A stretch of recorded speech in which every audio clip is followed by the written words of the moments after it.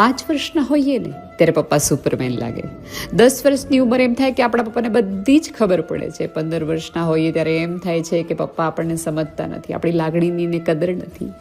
20 વર્ષના થઈએ ત્યારે એમ લાગે કે પપ્પાના વિચારો બહુ જ જૂના છે ને પપ્પા બહુ ડરપોક છે. 25 વર્ષના થઈએ ત્યારે એમ લાગે કે પપ્પાને જીવનમાં કંઈ કર્યું જ નહીં, એના હાથમાં બધું હતું, તેમ છતાં પપ્પા થોડા નિષ્ફળ છે.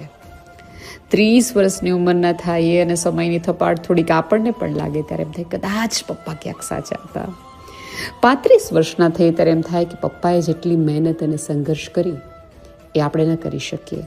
40 વર્ષના થઈએ ત્યારે એમ થાય કે યાર પપ્પા બનવું એટલું સહેલું નથી.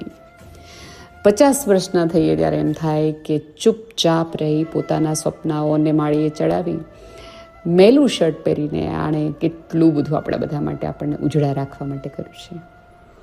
પણ તકલીફ એ છે કે પપ્પા સારા છે અને પપ્પા થકી જ આપણે છે.